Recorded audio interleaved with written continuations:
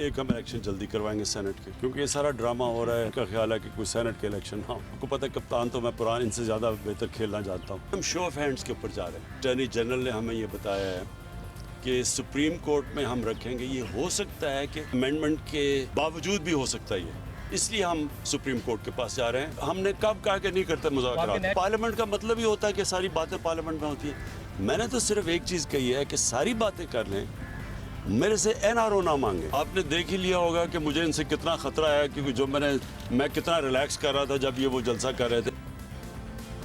वज़ीर आज़म बार बार वाज़े कर रहे हैं कि उन्हें अपोजिशन से कोई खतरा नहीं है। साथ ही हुकूमत ने अपोजिशन की तहरीक से मुताल्लिक नून लीग और पीपल्स पार्टी की 2 अहम शख्सियात से उम्मीदें बांध ली हैं। तवक्को कर रही है हुकूमत कि अपोजिशन जितनी भी जारहाना हो जाए, मगर ये दोनों शख्सियात मुफाहमत और मुज़ाकरात का रास्ता इख्तियार करेंगी। और हुकूमत को उम्मीद है कि बिलाखिर फैसला इन्हीं 2 शख्सियात ने करना है। और इन दोनों शख्सियात का नाम है आसिफ अली जरदारी और शहबाज शरीफ। कल पीपल्स पार्टी के शरीक चेयरमैन बिलावल भुट्टो जरदारी की नून लीग के सदर शहबाज शरीफ से कोट लखपत जेल में मुलाकात हुई और फिर खबरें सामने आई कि शहबाज शरीफ ने बिलावल भुट्टो को हुकूमत के साथ मुज़ाकरात का पैगाम दिया है। आज रोजनामा एक्सप्रेस ट्रिब्यून में शाया होने वाली खबर के मुताबिक शहबाज शरीफ ने बिलावल भुट्टो को मशवरा दिया है कि फौरी इस्तीफे देकर सख्त इकदामात ना उठाए जाएं और हुकूमत के साथ डायलॉग किया जाए। इस्तीफों के ऑप्शन को आखिरी रखा जाए और उन्हें एक मुनासिब वक्त में इस्तेमाल किया जाए। और हुकूमत जो कल तक आसिफ जरदारी के हवाले से तासुर दे रही थी, कि आज शहबाज शरीफ के लिए भी ये तासुर दे रही है कि उनकी पॉलिसी मुफाहमत की होगी। आज वज़ीर दाखिला शेख रशीद साहब ने मीडिया से गुफ्तगू करते हुए कहा कि नून लीग को इस्तीफे पार्टी सदर शहबाज शरीफ को देने हैं और शहबाज शरीफ को वो जानते हैं, जिस शहबाज शरीफ को वो जानते हैं वो मुशावरत और मुज़ाकरात के हामी। इस्तीफे जो है पार्टी सदर को देने पड़ते हैं, इसलिए नून लीग ने पहले इस्तीफे शहबाज शरीफ को देने हैं। 1 बाय 1 भी देने होंगे, लेकिन पार्टी सदर जो है वो शहबाज शरीफ है और मुझे पूरा यकीन है कि वो मुस्बत सोच के साथ सियासत को आगे ले जाने की बात करेंगे। शहबाज शरीफ भी मुज़ाकरात का हामी है और मुशावरत का हामी है, जिस शहबाज शरीफ को मैं जानता हूँ।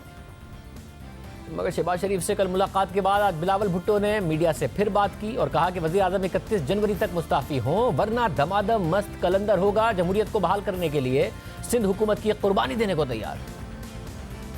आपकी मुलाकात मुफाहमत पे हुई। ऑब्वियसली 2 सियासतदान मिलते हैं तो थोड़ा बहुत सियासी बात भी होता है। हमारा जोर यूनिटी पे था, हमारा जोर साथ मिलने के पे चलना था। सारे के सारे फोर्सेस जो PDM में हैं, हम सब का ये मुतालबा है कि 31 जनवरी तक इमरान खान मुस्ताफ़ी हो, वरना दमदा मस्त कलंदर होगा और उससे अपोजिशन को ही फ़ायदा होगा, हुकूमत को नुकसान ही नुकसान होगा। जमहूरी क़ुव्वतों के जो इस्तीफ़े हैं वो हमारा एटम बॉम्ब। अगर सिंध हुकूमत का और नेशनल असम्बली के कुर्बानी देना पड़े इस मुल्क में जमहूरियत के बहाली के लिए, तो फिर हम वो कुर्बानी देने के लिए तैयार है। लेकिन वो स्ट्रैटेजी, वो तरीक़ेकार, वो सब कुछ का फैसला हमारे पार्टी की जमात है। आखिर जरदारी साहब का फैसला क्या होगा और क्या वाकई बिलावल भुट्टो जरदारी बगैर मुशावरत के बात कर रहे हैं? हमारे साथ जो शख्सियत मौजूद हैं वो कल बिलावल भुट्टो जरदारी की शहबाज शरीफ साहब के साथ मुलाकात में भी मौजूद थे, आज भी बिलावल भुट्टो जरदारी के साथ मौजूद थे। कमरुज़्ज़मा कायरा साहब बहुत शुक्रिया। कायरा साहब, सबसे पहले हुकूमत को बहुत उम्मीद है नून लीग में शहबाज शरीफ से और आपकी जमात में आसिफ जरदारी साहब से, और उनका कहना है कि बिलावल भुट्टो जरदारी कुछ भी कहें, सिंध हुकूमत की कुर्बानी की बात करें, आखिर में फैसला आसिफ जरदारी ने करना है और वो फैसला वो नहीं होगा जो बिलावल भुट्टो जरदारी साहब कह रहे हैं। शाहजेब, आपने कई हुकूमतें देखी हैं, हुकूमत में बैठे लोग इसी तरह जमातों के अंदर, इत्तेहादों के अंदर तफरीक डालने की बातें करते हैं और हुकूमत ये तो नहीं कहेगी कि ये बड़ी यकसुई से सारे इकट्ठे हो गए हैं और एक पेज पे हैं, उनकी जमातों में कोई तफरका नहीं है। कोई कहेगा कि मियां नवाज शरीफ और शहबाज शरीफ में इत्तेफाक नहीं है, कोई मरियम में और शहबाज शरीफ में नहीं है, कोई कहेगा जरदारी साहब और बिलावल साहब में इत्तेफाक नहीं है, कोई मजहबी जमातों की बात करेगा। ये तो चुटकुले चलते रहते हैं, लेकिन देखने की बात यह है कि इस वक्त पाकिस्तान पीपल्स पार्टी ने एक चार्टर साइन किया है। किसी एक दिन में बैठे हुए को फैसला तो नहीं हो गया। हाँ, ये बात दुरुस्त कि हमने अपनी CC बुला के उससे इसको अप्रूव कराना है। CC इस फैसले को किस तरह देखती है और उस पर अमल दरामद का क्या तरीकाकार हमें बताती है, ये बिलावल साहब ने कहा है। पीपल्स पार्टी के फैसले बिलावल साहब करते हैं और वो जरदारी साहब यकीनन सीनियर तरीन आदमी है और उनका पाकिस्तान की सियासत पे बड़ी गहरी नजर है। یہ بات درست ہے کہ زرداری صاحب بڑی مفاہمت سے چلنے والے ہیں، لیکن آصف زرداری صاحب کی پالیٹکس کو سارا زمانہ جانتا ہے، وہ پاکستان کو یا اپنی جماعت کو مشکلات سے نکالتے ہیں۔ ہم آج یہ جو اقدام اٹھا رہے ہیں یہ مشکلات سے نکالنے کا قدم ہے، ساری جماعتیں مل کے۔ ویسے مگر جو کچھ بلاول صاحب کہہ رہے ہیں، تقاریر میں تنقید سے لے کر استعفوں تک کا معاملہ، سندھ حکومت کو قربان کرنے تک کا معاملہ، وہ زرداری صاحب کی مشاورت سے ہی کہہ رہے ہیں؟ یہ جو اتفاق ہوا، یہ جو میمورنڈم سائن ہوا، یہ کوئی زرداری صاحب کی مرضی کے بغیر ہوا ہے، یہ سب کی مشاورت سے ہوا، اور کئی اجلاسوں میں خود انہوں نے شرکت کی ہے، جلسوں میں خطاب کیے ہیں۔ یہ کہنا کہ یہ بلاول صاحب کے فیصلے ہیں، یہ درست نہیں ہے۔ پیپلز پارٹی میں مکمل طور پر یکسوئی اور ہم آہنگی ہے، اور مشاورت یقیناً زرداری صاحب سے ہر معاملے میں کی جاتی ہے، کیونکہ ان کی انپٹ ہمارے سب کے لیے بہت ضروری ہے، اور بہت سارے سینئر لوگوں سے انپٹ لی جاتی ہے۔ کیا صاحب یہ بھی بتائیے گا، کل ملاقات کے لیے آپ ساتھ گئے بلاول بھٹو زرداری کے، کیا ایسا ہوا کہ شہباز شریف صاحب نے بلاول بھٹو زرداری کو کہا کہ استعفوں کے حتمی آپشن سے پہلے حکومت سے مذاکرات کریں؟ کیا ایسا ہوا؟ دیکھیے، بڑی عجیب بات ہے شہزاد۔ پہلی بات تو یہ ہے کہ جو ملاقات جیل کے افسروں کی موجودگی میں ہو، اس طرح کی سیاسی گفتگو تو وہاں نہیں کی جاتی، اور اس کے بہت سارے ذرائع ہوتے ہیں، ان کی موجودگی میں ملاقاتیں ہوتی ہیں نا، کوئی اپنی سیپریٹ ملاقات تو نہیں ہو رہی ہوتی۔ وہاں 2 جیل کے افسر بیٹھے ہوئے تھے، ان کے سامنے بیٹھ کے ہم نے حکومت وقت کے خلاف اسٹریٹجی ڈسکس کرنی تھی۔ ہاں، وہاں جلسے کی بات ہوئی، وہاں پی ڈی ایم کے سارے پروسیس کی بات ہوئی، اور شہباز شریف صاحب نے اس بات سے اتفاق کیا۔ بالکل انہوں نے کہا کہ یہ جو ہمارا اس وقت مومنٹم ہے یہ بالکل ٹھیک جا رہا ہے، ہمیں اتفاق کی، اتحاد کی ضرورت ہے، اور کلیئرٹی کے ساتھ ہمیں آگے بڑھنے کی ضرورت ہے، اور مشاورت سے فیصلے کرنے کی ضرورت ہے۔ اس میں بالکل یکسوئی تھی، کوئی دوسری رائے نہیں تھی۔ اور اس کے بارے میں کل بلاول صاحب سے بھی سوال ہوا جب ہم وہاں سے نکل کے آئے، انہوں نے بھی اس کا جواب دیا تھا کہ اس میں کوئی اختلاف نہیں ہے۔ اور یہ کسی نے جو رپورٹ کیا کہ انہوں نے کہا اس ملاقات میں شہباز شریف صاحب نے کہا کہ ہمیں استعفے جو ہیں وہ نہیں دینے چاہیے اور فلاں کرنا چاہیے، ایسی کوئی گفتگو نہیں۔ اور یہ جتنی گفتگو تھی یہ جیل کے 2 افسروں کی موجودگی میں ہوئی، لیکن بہرحال شہباز شریف صاحب بڑے پازیٹیو تھے، اپنی جماعت کے ساتھ تھے ان کے، اور شہباز شریف صاحب خود ان 26 پوائنٹ کے سگنیٹری ہیں جو اے پی سی میں طے ہوئے، جن کی بنیاد پہ پی ڈی ایم بنی، اور جو پاکستان کو آگے لے کے جانے کا چارٹر ہے، لہذا وہ اس سے پیچھے کیسے ہٹ سکتے ہیں؟ کیا صاحب اگر سب ایسا ہی ہو رہا ہے اور پھر آپ لوگ اسلام آباد کی طرف لانگ مارچ کریں گے، استعفے بھی دے دیں گے، آپ لوگ چلے جائیں، بیٹھ جائیں اسلام آباد جا کر، مولانا بھی گئے تھے، بیٹھ گئے تھے، اور ان کو آسرے دیے گئے، وعدے کیے گئے، اور وہ پھر انہیں واپس آنا پڑا، حالانکہ ان کا تو کارکن بھی بڑا کمیٹڈ ہے، وہ بیٹھے رہے تو ان کے کارکن بھی ان کے ساتھ بیٹھے رہے۔ اب حکومت پر یا اداروں پر کیا فرق پڑ جانا ہے؟ کیوں وزیر اعظم استعفیٰ دیں گے؟ آپ جا کے بیٹھ جائیں۔ شہزیب، یہ تو سلیکٹڈ ہے نا۔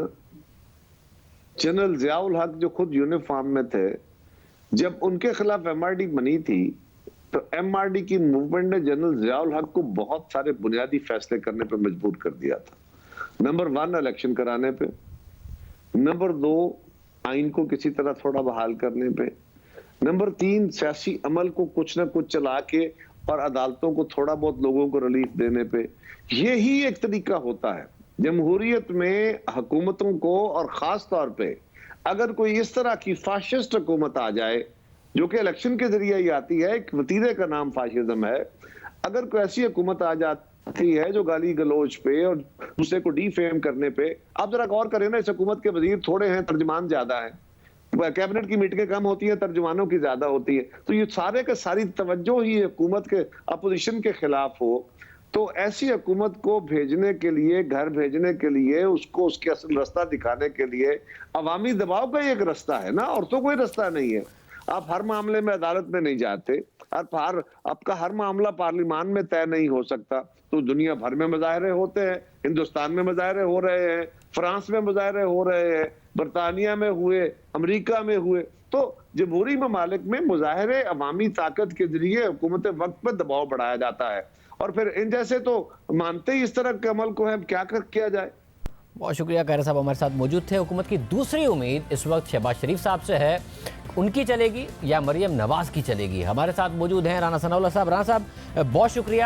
بہت امیدیں ہیں حکومت کی اس وقت شہباز شریف صاحب سے کہ استعفے آئیں گے شہباز شریف کے پاس اور شہباز شریف صاحب سے نہیں پہنچیں گے اسپیکر صاحب کے پاس، کیونکہ شہباز شریف صاحب مفاہمت کے حامی ہیں، وہ ان استعفوں کو لے کر آگے نہیں بڑھیں گے۔ تو حتمی فیصلہ اگر شہباز شریف صاحب نے کرنا ہے بطور پارٹی صدر تو واقعی وہ نہیں اس بات کے حامی؟ دیکھیں، شہباز شریف صاحب پارٹی کے صدر ہیں، لیکن پارٹی کے قائد میاں نواز شریف ہیں، اور یہ استعفوں کا فیصلہ 20 سپٹمبر کو اے پی سی کی میٹنگ میں جو ہے وہ میاں نواز شریف صاحب نے کیا تھا، اور انہوں نے باقاعدہ کمٹمنٹ دی تھی اے پی سی کی پوری لیڈرشپ کو، جو بعد میں پی ڈی ایم کی لیڈرشپ بنی، اور میاں شہباز شریف صاحب اس میٹنگ میں موجود تھے، اور انہوں نے میاں نواز شریف کے اس بیانیے کی یا اس کمٹمنٹ کی نہ صرف انہوں نے تائید کی، بلکہ بعد میں ہماری جو پارٹی میٹنگ ہوئی آپس میں، تو اس میں بھی ہم اس دن سے بڑے کلیئر ہیں کہ جب بھی پی ڈی ایم فیصلہ کرے گی استعفوں کا، پاکستان مسلم لیگ نون کے پارلیمنٹیرینز، وہ صوبائی سطح پہ ہو، وہ قومی سطح پہ، وہ استعفے دیں گے۔ مگر رانا صاحب، جو شہباز شریف صاحب کی اپنی سیاسی فطرت ہے آج تک کی، اس کے بڑے برخلاف بات نظر آتی ہے کہ کنفرنٹیشن ہو، اداروں کے ساتھ ایک تصادم کی صورتحال ہو، وہ کیا مجبوری میں مان رہے ہیں یا آپ کو لگتا ہے کہ ان کی پوزیشن آگے بھی یہی رہے گی اگر وہ باہر آتے ہیں اور اس کے بعد وہ مذاکرات کی طرف پارٹی کو نہیں لے کے جائیں گے؟ یہ سیاسی فطرت کے خلاف ہے بات جو آپ بتا رہے ہیں شہباز شریف صاحب کی۔ نہیں، دیکھیں، ایک آدمی کی سوچ ہوتی ہے، لیکن ہمیشہ جب پارٹی میں انہوں نے جب بھی اپنی رائے پیش کی، اس کے حق میں انہوں نے آرگومنٹس بھی دیے، لیکن جب اکثریت سے کوئی فیصلہ ہو گیا تو اس کو ہمیشہ میاں شہباز شریف نے بہت ہی خوش دلی کے ساتھ اور کمٹمنٹ کے ساتھ جو ہے اس کو نبھایا۔ اور اب بھی آپ نوٹ فرما لیں کہ سب سے پہلے جو استعفے ہوں گے وہ انشاءاللہ تعالی میاں شہباز شریف اور حمزہ شہباز شریف کے ہوں گے، اور پارٹی کا جو یہ فیصلہ ہے اس فیصلے کو وہ پوری طرح سے جو ہے وہ اس کو انڈورس کریں گے۔ باقی ٹھیک ہے، یعنی مخالفت، مزاحمت یا کنفرنٹیشن تو کوئی بھی نہیں چاہتا، لیکن پھر جب حالات ایسے ہوں کہ اس میں یہ چیزیں جو ہیں یہ ناگزیر ہوں، ایسا یعنی فاسسٹ قسم کا ٹولہ جو ہے ملک پہ مسلط ہو جائے، جو لوگوں کو انتقام اور اپنے تکبر کا نشانہ بنائے، تو پھر ایسے حالات میں پھر یہ چیزیں جو ہے یہ کرنی واجب ہو جاتی ہیں۔ مگر رانا صاحب، اگر صورتحال لانگ مارچ، استعفے، اس کے بعد ظاہر مذاکرات تو کسی نہ کسی اسٹیج پر آپ کو کرنے پڑیں گے، جب بات مذاکرات کی آئے گی تو بھی مریم نواز کے بیانیے پر اور اسی اگریشن کے ساتھ ہوں گے جو کہ نواز شریف صاحب اور مریم نواز صاحبہ کا بیانیہ ہے، یا اس وقت آپ اس ہیٹ کو بڑھا کے پھر شہباز شریف صاحب کو آگے لے آئیں گے کہ ہاں جی اب شہباز شریف صاحب بات کریں گے اور یہاں سے آ کے معاملات کو لے کے چلیں گے؟ اب یہ معاملہ جو ہے یہ اس حد تک محاذرائی پہ آ گیا ہے کہ اب اس میں بالکل بات وہی ہے کہ آر یا پار، اب ہم بالکل پوری طاقت کے ساتھ جو ہے ان کے ساتھ ٹکرائیں گے، لانگ مارچ بھی ہوگا اور استعفے بھی ہوں گے، اور اس کے بعد پھر دیکھیں جو بھی اس میں کوئی مذاکرات کی بات جو ہو رہی ہے وہ اگر ہوئی بھی، جو میری انڈرسٹینڈنگ ہے، تو وہ پھر جو ہے وہ عوام کے سامنے ہوگی، یعنی تھرو پارلیمنٹ ہوگی، سینٹ کا فورم ہے، پارلیمنٹ کا فورم ہے، ان کے ساتھ ہم بیٹھ کے کوئی مذاکرات نہیں کریں گے۔ مذاکرات اگر اسٹیج آئی اور آپ لوگ اپنے لانگ مارچ کے ذریعے دباؤ ڈالنے میں کامیاب ہوئے اور ادارے بھی بیچ میں پڑے، تو مریم نواز اور نواز شریف صاحب کے بیانیے پر تو اداروں اور اداروں کے سربراہوں پر شدید تنقید ہے، اس لیے میں پوچھ رہا ہوں کہ اس وقت اس بیانیے کو بریک دے کر آپ لوگ شہباز شریف صاحب کو آگے لائیں گے کہ ہاں جی اب مذاکرات کے لیے شہباز شریف صاحب آگے آ گئے؟ نہیں، دیکھیں، میاں نواز شریف جو انہوں نے نام لیے یا جو انہوں نے بات کی ہے، آپ مجھے یہ بتائیں کہ اس میں غلط کیا ہے؟ جو انہوں نے بات کی ہے، کوئی اس کی ایک بات کو اب جو میاں نواز شریف نے لاہور کے جلسے میں جو ان کا خطاب ہے، جو ان کی سپیچ ہے، کوئی ایک لفظ نکال دیں، کوئی ایک جملہ نکال دیں کہ یہ انہوں نے غلط کہا ہے، یہ حقائق کے جو ہے وہ برعکس ہے۔ اور جو وہ چاہتے ہیں کہ ملک کی سمت کا تعین جو ہے وہ آئین اور قانون کے مطابق ہو اور اس طرح سے ملک میں جمہوریت جو ہے وہ آگے بڑھے، اس کے لیے اگر مذاکرات یا اس کے لیے اگر کوئی بات کرنی پڑتی ہے تو ٹھیک ہے، سینٹ کا فورم ہے، پارلیمنٹ کا فورم ہے، سب کے سامنے بات ہو۔ یہ میں ناصر میں اس لیے پوچھ رہا ہوں کہ یہ ویسے ہی ہوگا کیونکہ مذاکرات والی بات جو باتیں نواز شریف صاحب کر رہے ہیں وہ عوام کو آج پتہ چلی ہیں، مگر نواز شریف صاحب کو تو پہلے سے پتہ تھی. اس کے باوجود ہی بھی ہم نے دیکھا کہ آرمی چیف کو توسیع دی گئی، شہباز شریف صاحب کو آگے رکھا گیا، مریم نواز شریف صاحبہ کو خاموش رکھا گیا، شہباز شریف صاحب نے معاملات ہینڈل کیے. تو میں یہ جاننا چاہ رہا ہوں کہ یہ پرماننٹ اب مریم نواز صاحبہ اور نواز شریف کے بیانیے کے تحت ہی چیزیں آگے بڑھیں گی؟ یہ اس سٹیج میں آپ لوگوں نے پلان کیا ہوا ہے کہ شہباز شریف صاحب کو کب ان کرنا ہے دوبارہ؟ نہیں، شہباز شریف صاحب جو ہے وہ پارٹی کے صدر ہے، وہ ہمارا حصہ ہے، وہ ہماری ہر بات میں شامل ہیں، وہ ہمارے لاہور کے جلسے میں شامل تھے، وہ ہماری اسپیچز میں شامل تھے، وہ ہمارا جو بھی موقف ہے اس موقف میں جو ہے وہ شامل ہیں. اب اس میں کوئی دوسری رائے نہیں ہے کہ اس وقت پارٹی کا جو بیانیہ ہے، پارٹی کا جو موقف ہے، وہ اس میں سبھی لوگ جو ہے وہ شامل ہیں اور سبھی کی رائے جو ہے وہ اس میں شامل ہے. اس میں کوئی پیچھے نہیں ہے اور کوئی جو ہے وہ آگے نہیں ہے.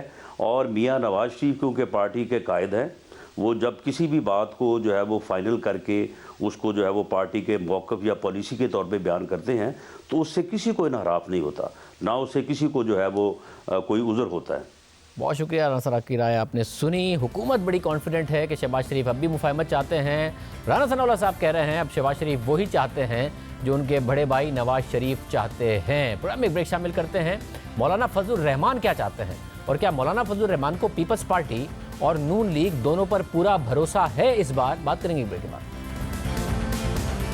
جہاں حکومت آصف علی زرداری اور شہباز شریف سے متعلق مفاہمت کی بات کر رہی ہے تو وہیں پی ڈی ایم کے اندر اس وقت سب سے جارحانہ موقف نواز شریف اور مولانا فضل الرحمان کا رہا ہے. نواز شریف بیرون ملک ہے مگر مولانا فضل الرحمان پر دباؤ بڑھتا جا رہا ہے. نیب خیبر پختونخوا اس وقت مولانا فضل الرحمان کے اثاثوں اور مبینہ کرپشن سے متعلق تحقیقات کر رہا ہے اور مسلسل اس کیس میں مختلف لوگوں کی طلبی بھی ہو رہی ہے. کیا مولانا فضل الرحمان طے کر چکے ہیں کہ کسی صورت بھی بات چیت نہیں ہوگی یا بڑھتے ہوئے دباؤ پر جے یو آئی ایف میں بھی مفاہمت کی گنجائش موجود ہے؟ اور کیا مولانا کو اس بار نون لیگ اور پیپلز پارٹی پر پورا بھروسہ ہے؟ دونوں پر پورا بھروسہ ہے؟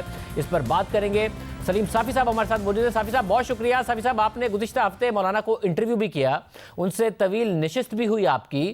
کیا مولانا کو اس دفعہ مکمل بھروسہ ہے چاہے وہ نون لیگ ہو یا پھر پیپلز پارٹی ہو کہ جو کچھ پی ڈی ایم میں فیصلہ ہوگا اس کی وہ پاسداری کریں گے، جو کچھ ان سے وعدہ کیا گیا ہے وہ پورا ہوگا؟ اور مولانا خود کیا سوچ رہے ہیں؟ شاہ زیب، مولانا کو میں نے دونوں سے مطمئن پایا ہے اور مولانا ایک تو یہ سمجھتے ہیں اور شاید صحیح سمجھتے ہیں کہ دیکھیں یہ زرداری صاحب نے اپنا بیانیہ بار بار آزما لیا. الیکشن سے پہلے سینٹ کے الیکشن میں بھی، پھر چیئرمین سینٹ کے الیکشن میں بھی، پھر آفٹر الیکشن بھی اور اس کے بعد بھی. لیکن اس کے باوجود بھی ان کو معاف نہیں کیا گیا، ان کو چھوڑا نہیں گیا گیا. اور دوسری طرف جو شہباز شریف صاحب کا بیانیہ تھا تو وہ بھی بار بار اتنا پھٹ گیا کہ خود یہ گرفتاری سے پہلے مجھے بھی شہباز شریف صاحب نے ایک نشست میں کہا تھا کہ میں اب اس پوزیشن میں مجھے نہیں چھوڑا گیا کہ میں اپنے بھائی کو یا اپنی بھتیجی کو منع کر سکوں یا ان سے کہہ سکوں کہ وہ یہ جارحانہ رویہ نہ لے. ہاں، مولانا صاحب یہ کہتے ہیں کہ چونکہ پیپلز پارٹی کا طریقہ کار ایک اپنانا چاہتے ہیں اور مسلم لیگ نون دوسرے اپنانا چاہتے ہیں اور یہ جو اسٹریٹجی بن رہی ہے تو اس میں دونوں کو ایکوموڈیٹ کیا جاتا ہے. لیکن مولانا اس چیز پہ مطمئن ہیں کہ جو پہلا اعلامیہ تھا اس سے بھی کوئی پولیٹیکل پارٹی پیچھے نہیں ہٹ سکتی اور جو پیچھے ہٹے گی تو وہ عوام میں اتنی ڈسکریڈٹ ہوگی کہ اس کی کوئی حیثیت ہی نہیں رہ جائے گی. اور ابھی اس روز دوبارہ جو لاہور میں جن چیزوں پہ دستخط ہوئے تو اس سے بھی ظاہری بات ہے کہ کوئی پارٹی پیچھے نہیں ہٹ سکتی. تو یہ ہے کہ مولانا یہ سمجھتے ہیں کہ جس طرح ان کو جلدی ہے یا نون لیگ کو جلدی ہے استعفے دینے کی تو اتنی جلدی پیپلز پارٹی کو نہیں ہے. اور پیپلز پارٹی یہ سمجھتی ہے کہ ان آپشن سے پہلے ہمیں کچھ اور آپشنز کو بھی آزمانا چاہیے. تو مولانا صاحب وغیرہ ان سے کہتے ہیں کہ چلے ٹھیک ہے، ہمیں تو یہ نتیجہ چاہیے. اگر 31 فروری سے پہلے یا جو متعلقہ تاریخیں ہیں آپ اگر کسی اور طریقے سے اپنے نتائج حاصل کر سکتے ہیں تو ٹھیک ہے، پھر ہم آپ کے ساتھ ہیں، لیکن ان کو یقین ہے کہ اس طریقے سے حاصل نہیں ہوں گے تو پیپلز پارٹی ہمیں چھوڑ بھی نہیں سکتی۔ مگر گزشتہ برس مولانا آئے اور آنے کے بعد مولانا نے دھرنا بھی دے دیا، پھر انہوں نے آپ کے پروگرام میں پہلی دفعہ بتا بھی دیا کہ ان سے تو وعدہ ہوا تھا کہ مارچ میں الیکشن ہوں گے، مگر ان کے ساتھ وعدہ خلافی ہوئی۔ اس دفعہ کیا الگ کارڈ ہے مولانا کے پاس؟ یہ سب کام وہ پہلے کر چکے ہیں، لانگ مارچ کر چکے ہیں، دھرنا دے چکے ہیں، ان کے کارکن ان کے ساتھ بیٹھے رہے مگر انہیں واپس جانا پڑا، وعدہ خلافی ہو گئی بقول ان کے۔ اس دفعہ کیا الگ ہے مولانا کے پاس؟ نہیں شاہ زیب، اس میں اور اس میں زمین و آسمان کا فرق ہے۔ ایک تو یہ ہے کہ اس وقت اپوزیشن جماعتوں کا اس طرح کا کوئی اتحاد نہیں بنا تھا، دوسرا اس مارچ کا، اس کی تاریخ کا، اس کے طریقہ کار کا فیصلہ مولانا نے خود کیا تھا اور باقی جماعتوں کو صرف انفارم کر رہے تھے، تو اس میں باقی جماعتیں مورلی ان کے ساتھ باؤنڈ نہیں تھی۔ اور پھر اس سلسلے میں اگر مولانا نے مذاکرات بھی کیے پس چلمن حلقوں کے ساتھ یا ان کو کوئی یقین دہانی دلوائی گئی تو وہ بھی مولانا تک محدود تھا۔ اب کے بار جو ہے وہ اتحاد بنا ہے اس وقت کی جب میزبان پیپلز پارٹی تھی، اور پھر اس میں کچھ مشترکہ نکات پہ تمام جماعتوں نے اتفاق کیا ہے اور اس پہ دستخط کیا ہے اور قوم کے سامنے پھر اس کی کمٹمنٹ کی ہے، اور پھر اس لیے مولانا صاحب نے کوئی چیز ان پہ ابھی اپنی طرف سے بطور صدر مسلط نہیں کرنا چاہتے ہیں۔ مثلا جب یہ پہلا اجلاس ہوا سربراہی تو اگلے دن مولانا نے اپنے گھر پہ ان دونوں جماعتوں کے لیڈرز کو الگ سے بلایا اور مولانا نے کہا کہ مجھ سے فیصلہ نہ کروائیں، آپ دونوں آپس میں بیٹھ کے ٹھیک ہے باقی جماعتیں بھی نہ ہوں تاکہ آپ لوگ کھل کے بات کر سکیں اور استعفوں اور باقی چیزوں پہ اپنا لائحہ عمل بنا سکیں۔ تو اس وقت یہ ایک کلیکٹیو ڈیسیجن ہے جس پہ سب کے دستخط ہیں، اور اس اتحاد کو ادھر پالیسی صرف مولانا فضل الرحمان کی نہیں چلے گی بلکہ ان سب کی چلے گی، اور یہ دو چیزیں قوم کے سامنے یہ ساری لیڈرشپ کمٹ کر چکی ایک اتحاد کی صورت میں کہ ایک وہ فلاں وقت پہ استعفے دیں گے اور دوسرا وہ اسلام آباد کی طرف مارچ کریں گے۔ اور اس سے امپورٹنٹ چیز جو اس مرتبہ ہوئی ہے وہ یہ ہے کہ کوئی جماعت الگ سے وہ خفیہ رابطے یا ملاقاتیں نہیں کرے گی، اور جو کچھ ہوگا وہ پی ڈی ایم کے ساتھ ہوگا اور پبلک کے سامنے ہوگا۔ مطلب اگر یہ ساری جماعتیں مولانا کے اس دفعہ ساتھ ہوں بھی تب بھی اگر مولانا آتے ہیں، مارچ کرتے ہیں، دھرنا دیتے ہیں، تو جو اس وقت پاور ہے، جو لوگوں کی طاقت ہے، وہ تو مولانا کی استعمال ہوگی۔ اگر دھرنا ہوتا ہے پیپلز پارٹی اور نون لیگ دھرنے کے لیے اتنے لوگ کہاں سے لے کر آئیں گی؟ اور اگر یہ ہو جاتا ہے تو جو پہلے تھا وہی معاملہ اب ہے، ادارے اور اتحادی حکومت کے اس وقت بھی ساتھ ہیں، اس وقت بھی ساتھ تھے، تو الگ کیا حاصل کر لیں گے؟ ایسا کیا کارڈ ہے ان کے پاس جو اس دفعہ نتیجہ الگ ہو جائے گا؟ ان کا اندازہ یہ ہے، اب پیپلز پارٹی یہ سمجھتی ہے کہ ہمیں کوئی اگلا سٹیپ لینے سے پہلے جو ملک کے اصل حلقے ہیں ان کو انگیج کرنا چاہیے، اور شاید وہ اس نتیجے تک اب آ گئے ہیں کہ وہ کوئی رستہ نکال دے ان ہاؤس چینج کا اور نظام کو تبدیل کرنے کا۔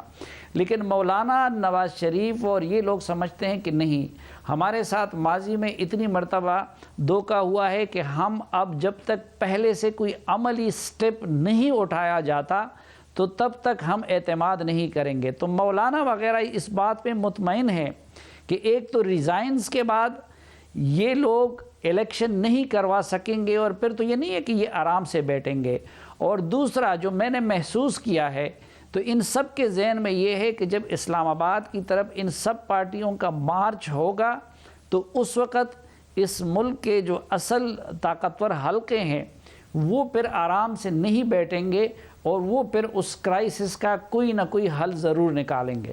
بہت شکریہ صاحب کی گفتگو آپ نے سنی۔ پروگرام میں بریک شامل کرتے ہیں، ایک اور کارٹیل کے حوالے سے آج رپورٹ آئی ہے، اس پہ بات کریں گے بریک کے بعد۔ صرف چینی اور گندم میں ہی نہیں بلکہ کمپٹیشن کمیشن نے دعویٰ کیا ہے کہ سیمنٹ انڈسٹری میں بھی کارٹیل سرگرم ہے۔ जो अपनी मर्जी से सीमेंट की कीमतों का तयन करता है। कंपनियां मार्केट फोर्सेस के जरिए नहीं बल्कि गठ जोड़ करके सीमेंट की डिमांड, सप्लाई और कीमतों का तयन करती हैं और अवाम की जेब से अरबों रुपए निकालती हैं। कंपटीशन कमीशन ने इस हवाले से तफसीली रिपोर्ट तैयार की है और अहम शवाहिद बयान किए हैं। रिपोर्ट के मुताबिक कंपटीशन कमीशन ने 18 मई को all Pakistan cement manufacturers association और सीमेंट मैन्युफैक्चरर्स के खिलाफ तहकीकात की मंजूरी दी, क्योंकि अप्रैल और मई में मीडिया पर यह रिपोर्ट हुआ कि सीमेंट की कीमतों में इजाफा हुआ है और ये इजाफा सीमेंट बनाने वालों की कार्टेलाइजेशन की वजह से हुआ, क्योंकि सीमेंट बनाने वालों ने एक मीटिंग की और उसके बाद सीमेंट की 50 किलो की बोरी पर 45 से 55 रुपए के इजाफे का ऐलान कर दिया और सीमेंट बनाने वालों ने हुकूमत को बताया कि 2020 के इब्तिदाई 2 महीनों में सीमेंट की डिमांड में कमी की वजह से कंपनीज पर दबाव आया तो उन्होंने 50 किलो की बोरी की कीमत 450 रुपए कर दी थी, जो कि पहले 550 से 600 रुपए थी। सीमेंट की कंपनीज खसारे में जा रही थी और अगर यह सूरत हाल बरकरार रहती तो उन्हें अपने प्लांट्स बंद करने पड़ते। सीमेंट बनाने वालों ने जो मौक़िफ़ अख्तियार किया उसको बुनियाद बनाकर कंपटीशन कमीशन ने तहकीकात का आगाज़ किया और जब मालूमात जमा की गई तो पता चला कि अप्रैल और मई में सीमेंट की कीमतों में इस्लामाबाद में 4%, लाहौर में 10% और पेशावर में 6% का इजाफा हुआ। रिपोर्ट के मुताबिक हैरानकुन तौर पर सीमेंट की कीमतों में इजाफा ऐसे वक्त में हुआ जब डिमांड में कमी और सप्लाई में इजाफे की वजह से दुनिया में कोयले की कीमतों में कमी आई थी।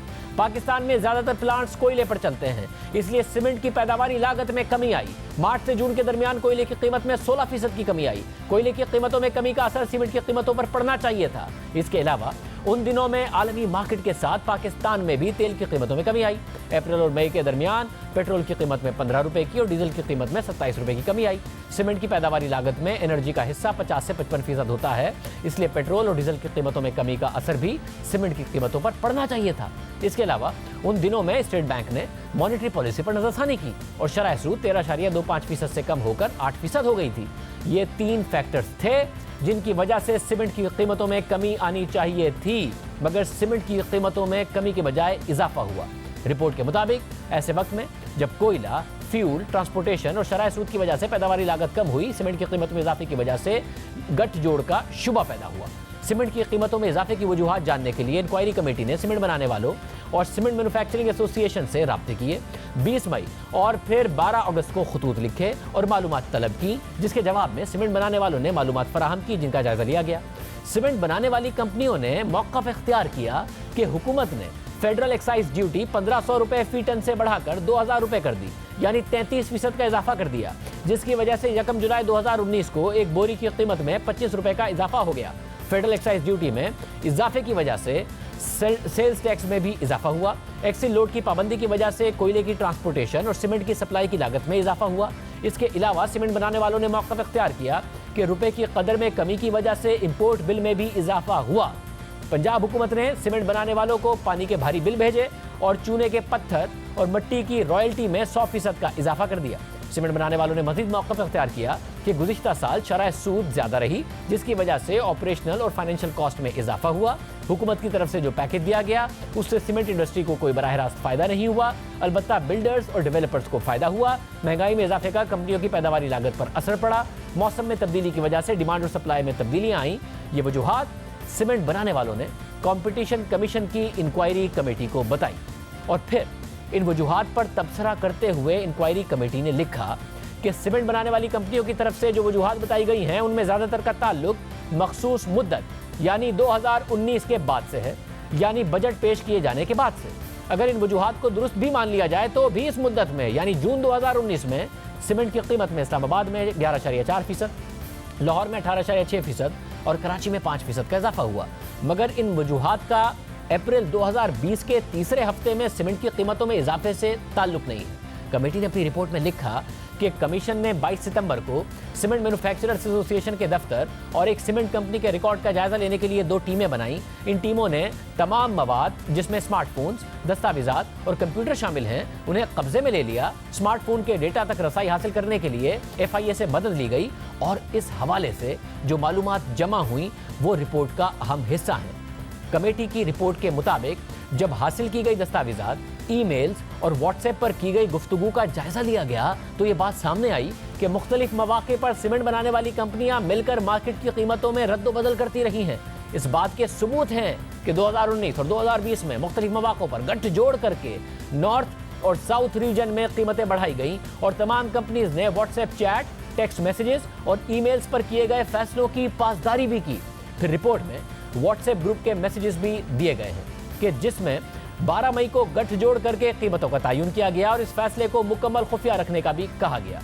फिर 18 जून 2020 को भी एक बड़ी सीमेंट कंपनी की तरफ से 22 जून 2020 को तमाम कंपनीज की तरफ से रेट्स में इजाफे के फैसले का बताया गया और यह भी बताया गया कि कौन सी सीमेंट कंपनी की एक बोरी की कीमत में मार्केट में कितना इजाफा होगा, जैसा कि आप अपने सामने ग्राफ में देख सकते हैं।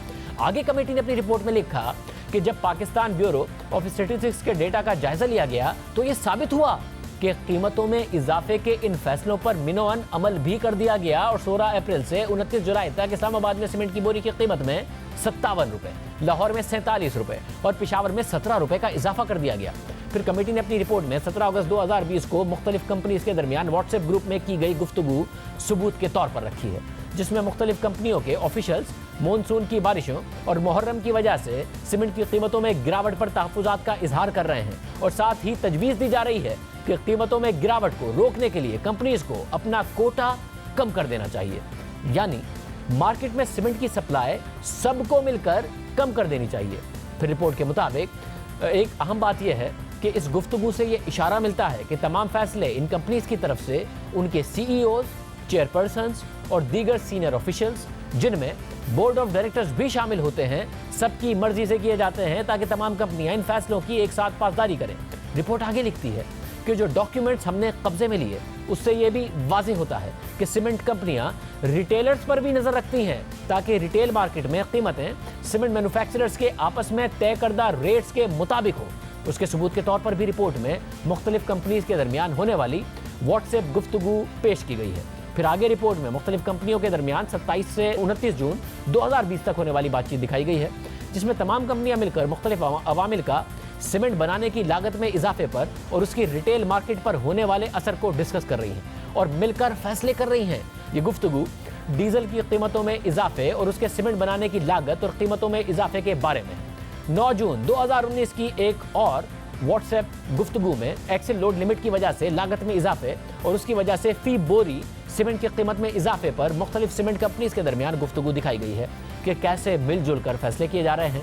फिर आगे रिपोर्ट बताती है कि जो शवाहिद इकट्ठे किए गए हैं उससे यह भी वाज़ेह होता है कि तमाम कंपनियों को अपनी कैपेसिटी के हिसाब से कोटा दिया जाता है और इसमें कीमतों में कमी के हिसाब से कमी भी कर दी जाती है ताकि मार्केट में कीमतें ना गिरें।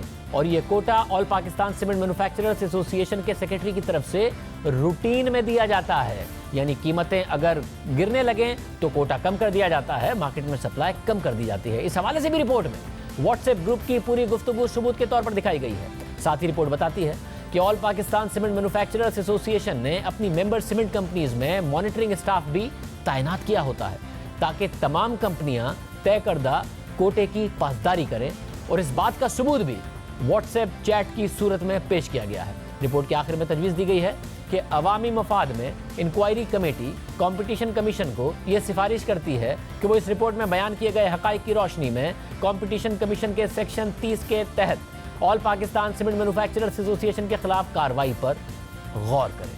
प्रोग्राम में शामिल करें।